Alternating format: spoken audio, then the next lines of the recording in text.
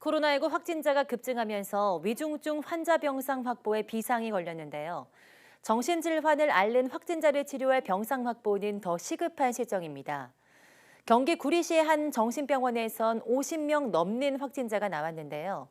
대부분 치료 병상이 없어서 그대로 병원 안에 격리돼 있습니다. 황보혜경 기자가 보도합니다. 경기 구리시에 있는 이 정신병원에선 지난 2일 입원 환자 1명이 처음 확진된 뒤 환자 49명을 포함해 56명이 집단 감염됐습니다. 하지만 치료를 위해 외부 병원으로 옮겨진 확진자는 고작 10여 명. 나머지는 대부분 정신병원 내부에 자체 격리됐습니다. 이 병원은 동일 집단 격리 조치에 들어가면서 여전히 확진자 10명 가까이가 병원 안에 격리돼 있습니다.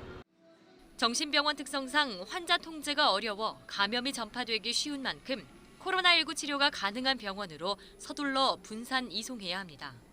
하지만 병상이 부족한 탓에 위중증으로 악화한 환자만 하루 한두 명꼴로 이송하고 있습니다.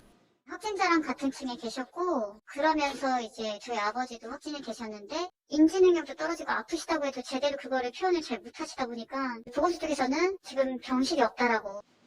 위중증 환자가 아닌데도 병상이 부족한 건 일반 병원이 아닌 정신과 진료가 가능한 병원에서 코로나19 치료를 받아야 하기 때문입니다.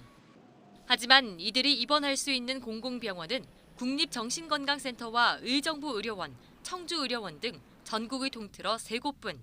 이마저도 최근 급증한 집단 감염으로 인해 117개 병상이 거의 다 찬 상태입니다.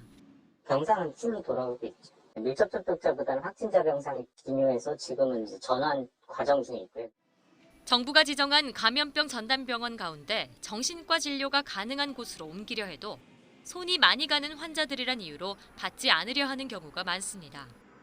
환자 수용을 계속 거부하다 상태가 심하게 악화한 뒤에야 겨우 입원시켜준다는 겁니다.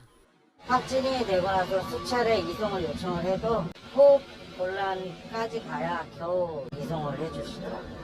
환자분들 열이 나면 상황에 맞춰서 해열제를 주는 거, 그거 말고는 계속 모니터를 하는 방법밖에 없어요.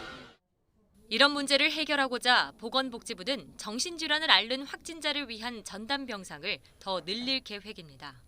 지방의료원 등 공공병원에 정신질환자 격리병실을 구축하는 사업도 국회에서 논의되고 있습니다. 특수병상에 준하는 수준으로 지금 전담병상 확보가 필요하다고 알고 있고 의료원급의 격리병상 확충 예산을 넣어놨어요.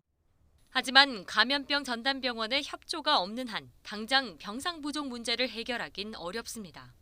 코로나19 전담병원이 환자를 가려받는다는 비판도 나오는 가운데 감염병에 취약한 정신질환자를 위한 대책 마련이 시급합니다. YTN 황보혜경입니다.